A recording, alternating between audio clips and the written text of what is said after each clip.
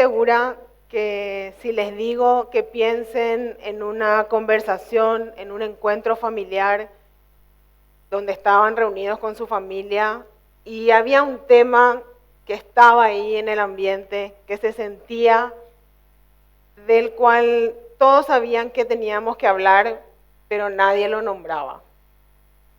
A ese tema hoy lo vamos a llamar el elefante en la sala familiar. ¿Por qué el elefante? Porque el elefante es algo grande, es algo enorme, es algo obvio, es algo que ocupa espacio y que molesta a veces.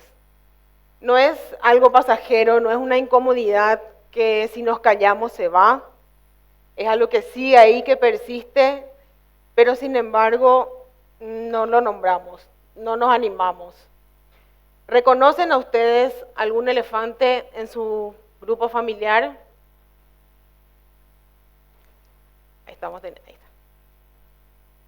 Bueno, mi nombre es Verónica Drelichman, vengo de Drelichman Abogados, una empresa familiar fundada por mi padre, que está cumpliendo 50 años, no es mi edad, así que quiero aclarar eso antes de seguir. Somos un grupo de profesionales que, bueno, iniciamos como todos los que me antecedieron contaron, algo de trabajo para dar comienzo a una familia y luego se convirtió en una empresa. Así que aquí estamos para hablar hoy de este tema que nos convoca. Me gustaría volver al modelo de los 4 ámbitos que Roberto recién citó, que es el modelo que siempre aplicamos ante una colaboración con una familia empresaria. Y veamos cómo se comporta el elefante aquí en estos 4 ámbitos. Si hablamos de la familia, podemos tener favoritismos, podemos tener algunos rencores, quizás también algunas relaciones un poco tirantes por decisiones que se han tomado en el pasado. Si vamos a la empresa, podemos ver que hay quizás esos temas que no se tocan son funciones poco claras, y un tema que siempre aparece cuando nos reunimos con una empresa familiar son los salarios de los familiares que trabajan en la empresa, los retiros, las remuneraciones, las utilidades, los préstamos, los anticipos y todo aquello que hace en relación al manejo del dinero, que muchas veces no hay reglas, como también estaba mencionando Gustavo recién, no hay reglas, no hay forma de usarlo y por supuesto tampoco hay transparencia. En cuanto a la sociedad, estas relaciones quizás un poco tirantes o estos enojos del pasado pueden llevar a tomar decisiones rápidas que son, por ejemplo, una venta de acciones de uno de los que tiene participación. En cuanto al patrimonio, bueno, aquí hay, por ejemplo, tenemos para ejemplificar bienes de uso común. Hay una casa que nos pertenece a todos los hermanos, una casa de veraneo, el cual todos queremos usar, pero nadie se quiere hacer cargo de los gastos y ahí empieza otro tipo de conflictos. Es solamente a modo de ejemplificar cómo se pueden dar estos temas de los cuales no queremos hablar y de los cuales son difíciles en los 4 ámbitos que planteamos. Ahora bien, si es tan claro y es tan obvio y parece tan sencillo algo de lo que yo les vengo a hablar aquí, que todos tenemos que sentarnos a hablar y a decir lo que nos molesta, nos incomoda, ¿por qué no lo hacemos? ¿Por qué no tomamos la iniciativa? Y bueno, creo que si fuera tan sencillo no estarían todos ustedes aquí tomándose un día para reflexionar sobre eso, ni nosotros acá tratando de convencerles de que esto hay que hacer, ¿verdad? Obviamente, el primer por qué sería, todos los que me antecedieron mencionaron la importancia de la familia.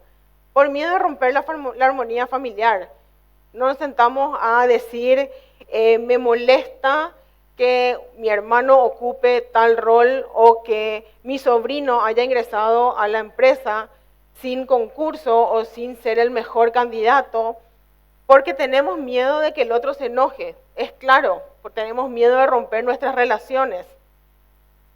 Aquí veo, miembros de mi familia que están también acá hoy, veo caras conocidas de empresas, de familias con las que trabajamos y todas tienen el mismo objetivo, mantener la armonía familiar. Eso es lo que tanto cuidamos. Pero si somos familia, ¿por qué no podemos sentarnos a dialogar? Y bueno, porque nos faltan herramientas, porque no sabemos cómo hacer para poder decir lo que queremos sin lastimar a otro, sin que el otro se sienta herido por nuestras palabras. Entonces, ante ese miedo, nos callamos. Y creemos que con el silencio, ese famoso elefante va a desaparecer. Pero no es así, al contrario, se enquista y crece. Y un punto más, que es lo que no sabemos, suponemos, y normalmente suponemos mal. Así que, ¿por qué les doy una idea, un reto? ¿Por qué no invitamos a ese elefante a salir? ¿Por qué no le ponemos nombre y no lo llamamos de alguna manera? Les quiero compartir con ustedes algunos casos para que puedan ver cómo al no enfrentar este tema podemos tener consecuencias inesperadas o a veces esperadas, pero que no pudimos dimensionar. El caso 1 es una empresa de una segunda generación. Son 3 hermanos, 2 están vinculados al negocio y 1 no. Y ante el fallecimiento de los padres, quienes nunca se tomaron el trabajo de poder sentarse, plantear lo que llamamos la visión compartida, la visión bigeneracional, por lo menos preguntar qué quieren hacer con el emprendimiento familiar en adelante. Ni siquiera se tocó el tema porque los padres siempre tuvieron la certeza de que sus hijos iban a querer seguir siendo socios en el futuro. Nunca preguntaron si realmente esa era la voluntad de sus hijos. Un fundador una vez me dijo que preguntar siempre va a ser mejor negocio que suponer. Y creo que en este caso hubiera sido muy útil esa simple pregunta, que va también en línea con lo que Roberto explicó recién de anticipar lo obvio. ¿Qué es lo obvio? Bueno, que en algún momento la segunda generación va a ser quien lidere ese emprendimiento y por lo menos preguntémosle si ellos quieren, a pesar de que habían algunos que sí estaban trabajando dentro de la empresa. La consecuencia fue que ante la desaparición física de los padres, uno de los hermanos manifestó que no quería ser socio de sus otros 2 hermanos, no quería compartir el patrimonio. Entonces no hubo otra opción que abrir el juicio sucesorio, con lo cual empezaron a salir nuevos conflictos y la consecuencia fue la venta forzosa de la empresa. Acá el elefante se llama herederos por sucesión, no por elección. Creo que es un buen caso donde podemos ver cómo va transitando este problema, cómo va creciendo ante la falta simple de una conversación. El segundo caso es una empresa pequeña de 2 hijos, una hija mujer y un hijo, que estaban involucrados ya en el negocio, y el padre decide hacer este traspaso de mando, pero sin un proceso, sin una planificación. Entonces decide poner a su hijo como nuevo director, presidente del directorio y gerente general. Ante la sorpresa de la otra hermana que trabajaba en la empresa familiar y de la cúpula directiva que tampoco estaba al tanto de esta decisión. ¿Cuál fue la consecuencia? El debilitamiento del grupo de dirigentes, del grupo de directores dentro de la empresa, el desacuerdo con algunas políticas y algunas decisiones que tomaba este nuevo líder, quien no contaba con la valoración ni la validación del resto de las personas que integraban el directorio y por ende tampoco de la línea gerencial. Con lo cual se empezaron a producir renuncias de personas importantes de la organización y hubo un riesgo de quiebra en el negocio. ¿Cómo se llama el elefante en este caso? Líder impuesto por decreto y no por consenso. Nuevamente anticipando esto obvio que decimos que es la transición generacional, de lo cual Gustavo nos habló recién con mucha importancia. Creo que se podría haber evitado todo este resquebrajamiento o debilitamiento de la organización si se hacía un plan de traspaso de mando generacional, obviamente centralizado en lo que necesita la empresa y no en la persona en sí. Así que estos son dos casos que me pareció ideales poder compartir con ustedes para poder personificar, para poder entender de qué es lo que hablamos cuando hablamos de anticipar lo obvio, que no siempre es la desaparición física de las personas, sino son una sucesión de hechos que se dan en las empresas, en las organizaciones y también en las familias, que tenemos que enfrentar y que siempre va a ser mejor hacerlo cuanto antes.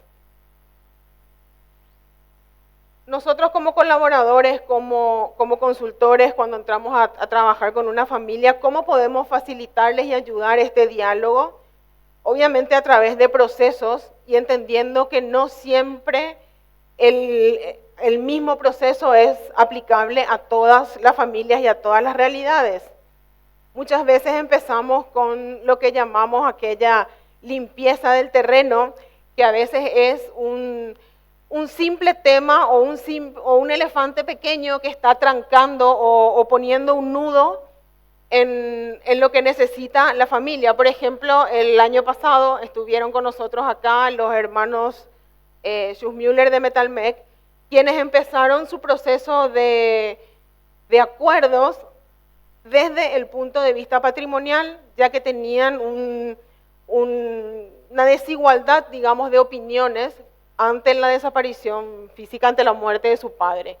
Entonces, hay distintas herramientas que se podrían aplicar para estas necesidades, como por ejemplo el protocolo familiar, que ya no hace falta que ahonden en eso, creo que todos los que están acá ya saben de qué se trata. La planificación patrimonial o la protección de los bienes, que no significa necesariamente empezar a pensar a ocultar bienes, ni a transferir, ni a venderlos, sino mucho menos a crear situaciones futuras, a plantearnos situaciones o casos o escenarios futuros que pueden suceder, pero plantearlos hoy y tratar de resolverlos hoy para que en el caso de que eso suceda, hable el documento donde todos estuvimos de acuerdo y no sea solamente el deseo de una persona. También otro proceso en lo cual podemos colaborar es lógicamente la sucesión del management, que creo que quedó muy bien ejemplificada recién cuando Gustavo nos contó cómo hicieron ellos en su familia. Y esto que también Roberto les comentó unos minutos antes, el directorio familiar, que es una institución que sugerimos crear mientras dura el proceso de construcción de acuerdos o el proceso de protocolo familiar, que es un órgano donde la familia empieza a crear esos espacios de diálogo, esos espacios de planteamiento y una nueva gimnasia de conversaciones que los puede llegar a trabajar en lo que siempre queremos, que es el consenso. Y bueno, unas frases o unos temas ya para reflexionar sobre este elefante es: lo que no se habla, obviamente no desaparece, y posponer un tema para nosotros es también decidir, pero sin hacerse cargo de esa decisión. Así que hoy les invito, y como conclusión, porque creo que nos estamos quedando cortos ya, hoy les invito a que pongan nombre a su elefante, a que lo llamen de alguna manera, a que busquen ese espacio, a que busquen generar, a que busquen con quién hacerlo, y entender de que ponerle nombre a tu elefante hoy no va a generar una crisis, sino va a evitar la próxima. Anticipar lo obvio, lógicamente, para nosotros que estamos trabajando con las empresas de propiedad familiar, es formalizar lo pendiente. Espero haber sido clara y les dejo los contactos por si quieran reunirse con nosotros. Muchas gracias.